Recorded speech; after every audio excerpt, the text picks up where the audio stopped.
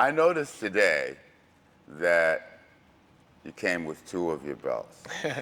Of course, both of them high level. That Police Gazette belt presented to you is what that thing is. What, over 100 years old? 130 Yeah, some odd 130 years some, old? 137, I think it is. Yeah. Okay, and your BKFC 155-pound championship belt, but you're missing one. I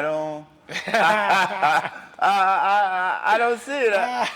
Weren't you given another belt back? That one found a home in my son's room, man. Okay, back. That one was promised to my son. That was the Jim Adams BKFC The championship belt. Jim Aller's BMF belt. Is that who the BMF Well, is? it was a BKFC. He Yeah. had created some belt. I don't know if it was Amazon or Toys R Us, but he created some belt. He was walking around, he believed he was a champion, and he had all the right to, man. He was in a 4-fight win streak, 3 knockouts, and he really believed he was a champ. But when the title, You all were friends at that. yeah, we were good friends. When the title was, in the end of the day, when the title was offered to him, he's the one that didn't step up.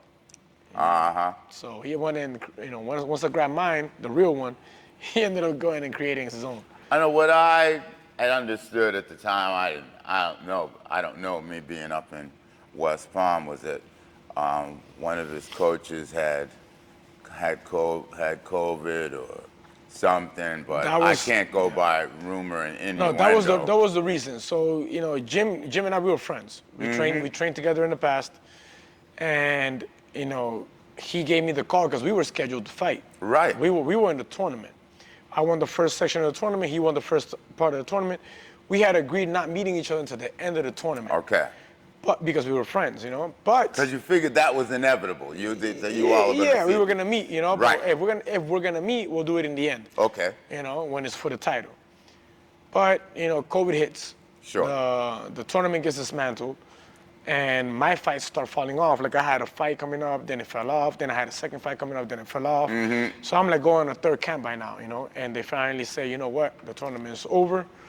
We're gonna put you to fight Jim Adams.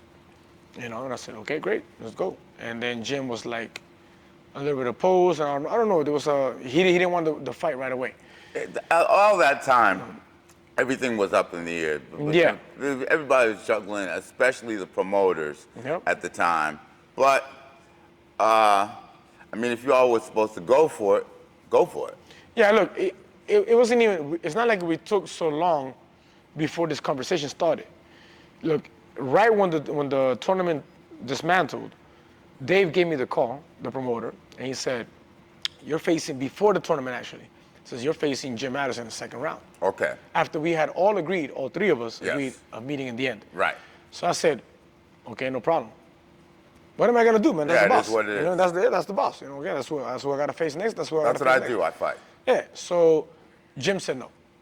He said, if it's gonna be something like that, then I'm gonna ask for the title shot right away. Blah blah.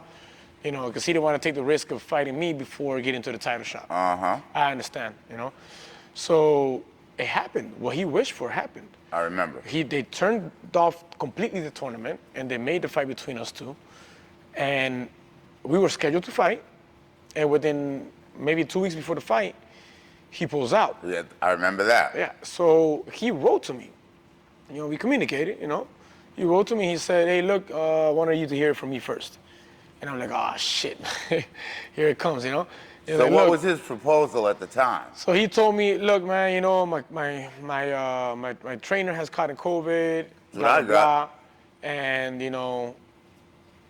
I'm not gonna be, I'm not gonna be fighting in this card, blah blah. So I said, okay, have you gotten tested? And he says, yeah, I got tested. Okay, have you gotten your results? No, I haven't gotten my results. Okay, but if you get your results and you're okay, are you still fighting? And I look, we're gonna sit this one out. I already spoke to my trainer, spoke to my family, blah blah. So he chose to sit it out. All right. And then he got all crunchy about it. He got all salty about it. It got. Somebody else stepped up. Yeah, he was 4-0 at the time.